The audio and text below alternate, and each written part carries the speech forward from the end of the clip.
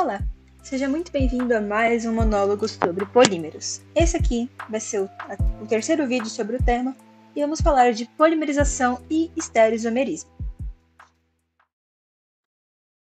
Bom, como sempre, vamos iniciar com as definições que serão importantes ao longo desse vídeo. A primeira delas é polimerização e a segunda, estereoisomerismo. Bom, é meio óbvio isso aqui, né? Bom, polimerização é qualquer reação que ligue meros, sendo meros uma abreviação de monômeros.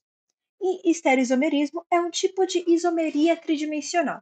Lembra que isomeria a gente definiu no último bloco como sendo aquelas formas moleculares que são idênticas, mas que as estruturas dos átomos são diferentes e automaticamente eles têm propriedades diferentes?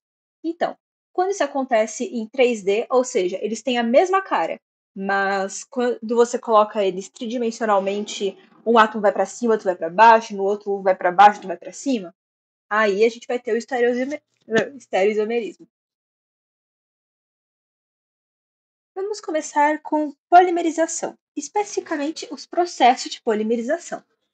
Bem, existem dois processos principais de realizar uma polimerização, sendo uma delas a adição e a outra a condensação. A adição, ela é um processo que não envolve a formação de subprodutos, ou seja, você vai gerar o seu polímero e só o seu polímero.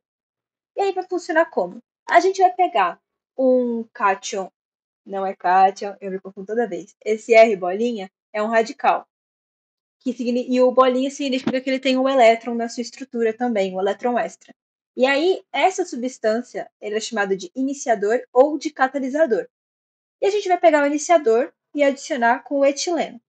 Quando a gente fizer isso, o radical ele vai para um lado do nosso etileno e o elétron livre vai lá para a outra ponta.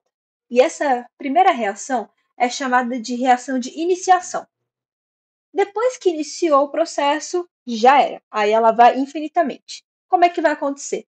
Eu vou pegar esse meu iniciador, no caso, o produto da iniciação, e vou somar ele com o N mols de etileno, sendo N um valor absurdamente grande. E aí, o que vai acontecer? Vai gerar esse produto aqui que vocês estão vendo. Ou seja, essa reação ela só vai se propagando, propagando, propagando. E aí ela pode ser infinita, né? Não. Existe um ponto em que ela vai parar. E esse ponto vai ser quando o nosso produto de propagação se encontrar com um radical que, ao invés de ter um ânion a mais, ele está com um ânion a menos, faltando um elétron ali. Não é ânion. Ao invés de ele estar com um elétron a mais, ele vai estar com um elétron a menos na sua estrutura. E aí o que vai acontecer?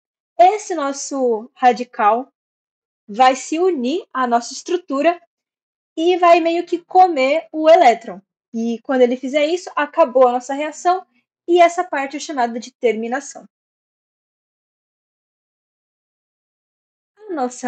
O nosso outro processo de polimerização é a condensação, que, diferentemente da adição, forma assim um subproduto e as reações acontecem em etapas. Normalmente, a condensação é utilizada quando a gente quer obter copolímeros, ou seja, quando a gente quer mais de um polímero, mais de um monômero na nossa estrutura polimérica. E ele vai funcionar da seguinte maneira. Eu vou usar aqui como exemplo o poliéster para explicar.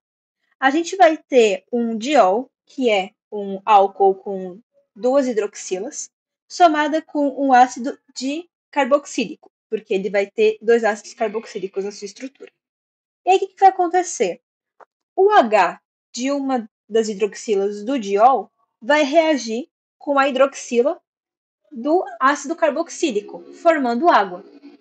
Vai formar a água e depois um polímero gigante. Na verdade, uma fórmula química gigante, que é um éster. Quando esse processo for realizado de novo, de novo e de novo, essa cadeia só vai aumentar, gerando então o nosso polímero.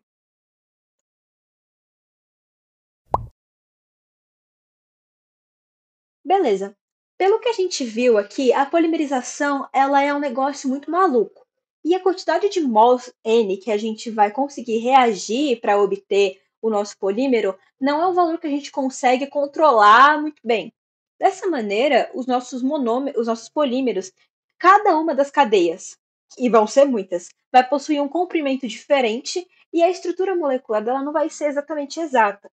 Dessa maneira, surge a questão: como é que eu vou calcular a massa molecular desse negócio? A gente não vai calcular o valor exato, mas vamos calcular as médias, a média numérica e a média ponderal. Cada uma vai ser utilizada para um momento específico, mas para a gente calcular elas, a gente vai utilizar o gráfico de distribuição de massa do polímero e pegar os valores de lá, ou também usar as fórmulas de massa numérica e massa ponderal. Vai depender muito do que o exercício for dar para a gente.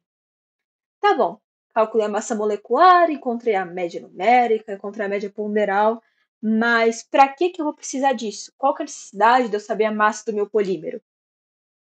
A massa, ela vai dar para a gente umas propriedades muito importantes sobre o polímero, entre elas a sua solubilidade, a sua elasticidade, se ela é capaz de formar fibras ou não, se ela é resistente ao rasgo e ao impacto, se ela é estável e qual que deve ser a sua temperatura e pressão de processamento.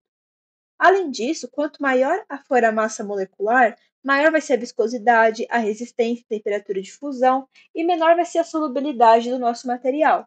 Então, a gente saber a massa dos polímeros vai dar pra gente, vai ditar as regras de como a gente vai manusear esse polímero.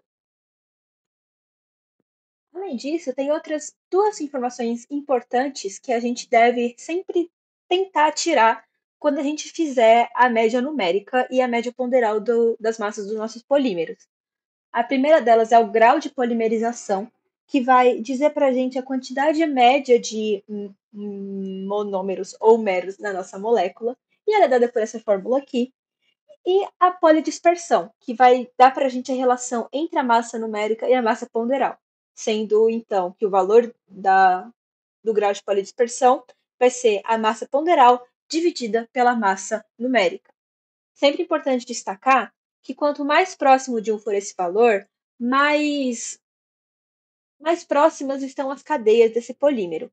Ou seja, elas vão estar variando menos umas com as outras. E quanto mais distante, maior é o range ou a diversidade de tamanhos de cadeias.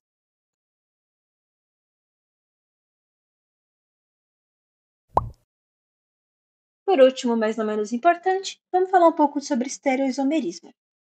Estereoisomerismo ele só vai acontecer em encadeamentos do tipo cabeça-cauda. Lembra do cabeça-cauda que a gente viu na última aula, os tipos de encadeamento? O cabeça-cauda é aquele em que o grupo substituinte ele está sempre alternando de uma cadeia para outra. Nunca está vizinho. E ele pode ser, o estereoisomerismo pode ser de três tipos: isotático, sindiotático ou atático.